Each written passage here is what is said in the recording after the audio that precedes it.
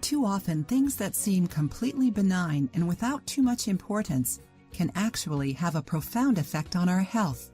Even more importantly, small alterations in minor areas of our health that we normally overlook can signal more significant problems if left unchecked. Earwax is a good example of something that we overlook, but that could signal a sickness that is beginning to manifest itself in an unusual way. While most of the changes in our earwax don't point to alarming illnesses, they shouldn't be ignored. That's why we've broken down the topic of earwax into some major divisions to show you what you might need to look for. Each of these divisions shed light on our health, so pay close attention. The amount of earwax. You've probably never thought that either too much or too little earwax could tell you anything meaningful about your health. However, both have plenty to teach us.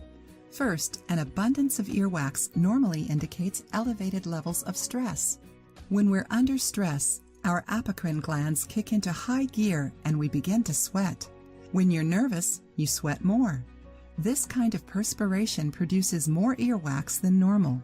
If you notice that you're producing more earwax than normal, adjust your schedule to reduce as much stress as possible.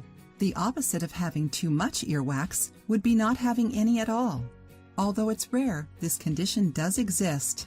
It's called keratitis obturans. It isn't that the body doesn't produce earwax, but it's that it doesn't secrete like it should.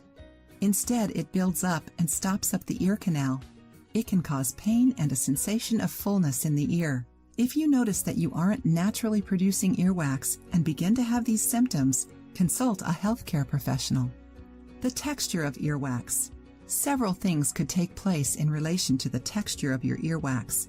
It could remain sticky, become thinner, thicker, or drier. All of these textures point to different symptoms. Healthy earwax is wet and sticky.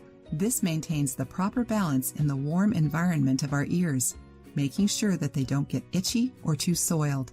When the texture turns watery, it could mean that you're sweating a lot, but it could also point to an infection. Additionally, if your earwax ever gets to a point where it's so watery that it starts to come out on its own, it could be a sign of a more serious condition called cholesteatoma.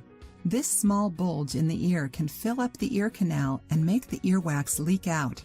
Contact your doctor if you begin to experience any leaking in your ear. Color. The color of your earwax may be the easiest of the characteristics to notice. Keep these colors in mind as a general rule for earwax. Yellow, normal or pale, and gray are normal colors. There's no cause for alarm for either of these colors. Black or dark brown isn't something to worry about, but you might want to clear your ears more regularly. These two colors just tell us that the earwax is old. It's likely been there for a while. Green or a darker yellow could point to infection. Finally, like most things in life, white earwax lets us know we're getting older. It may follow the color of our hair. If you liked the video, give it a thumbs up and share it with your friends. For more recipes and tips, subscribe to the channel.